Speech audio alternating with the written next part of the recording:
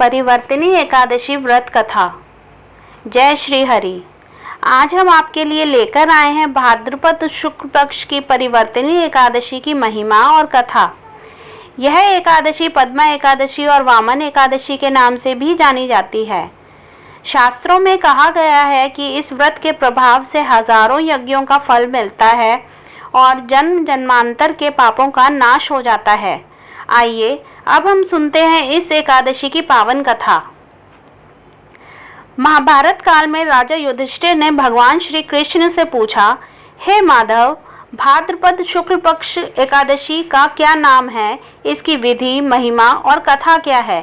कृपया हमें विस्तार से बताइए।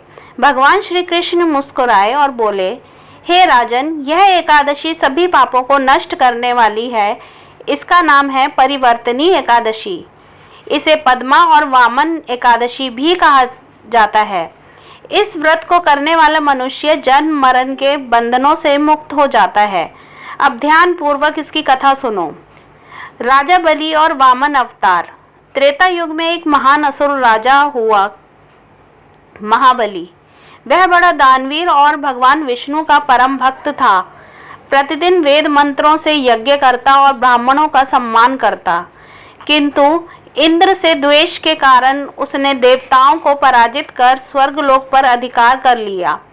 देवता दुखी होकर बृहस्पति के साथ भगवान विष्णु की शरण में पहुँचे।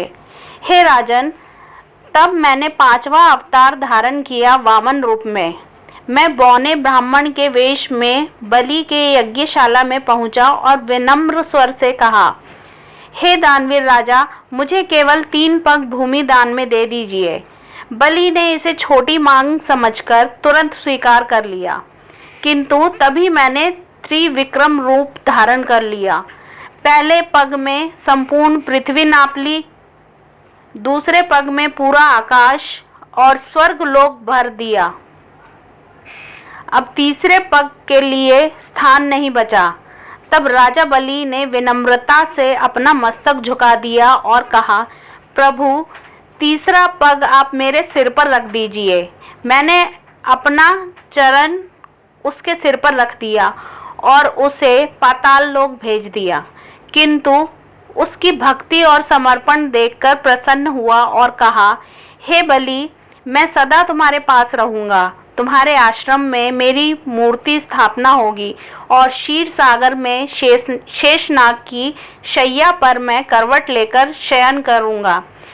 क्यों कहते हैं परिवर्तिनी एकादशी? भगवान श्री कृष्ण ने आगे कहा, हे राजन, इस दिन मैं शयन के दौरान करवट लेता हूँ। इसी कारण इसे परिवर्तिनी एकादशी कहा जाता है। जो भक्त इस दिन मेरा पूजन करते हैं वे तीनों लोकों की पूजा के समान फल पाते हैं। इस दिन भगवान विष्णु के वामन रूप का पूजन करें। तांबा, चांदी, चावल और दही का दान श्रेष्ठ माना जाता है। रात्रि में जागरण करें और भजन कीर्तन करें। जो भक्त इस दिन व्रत कर कथा सुनते हैं उन्हें 1000 अश्वमेध यज्ञ के समान फल मिलता है। व्रत करने वाला भक्त सब पापों से मुक्त होकर स्वर्गलोक में चंद्रमा के समान प्रकाशित होता है। इस प्रकार परिवर्तिनी एकादशी व्रत कथा सुनने और व्रत करने से भगवान विष्णु की असीम कृपा प्राप्त होती है। जो भी भक्त इस कथा का श्रवण करता है वह समस्त पापों से मुक्त होकर विष्णु लोक की प्राप्ति करता है। जय श्री हरि, जय वामन देव।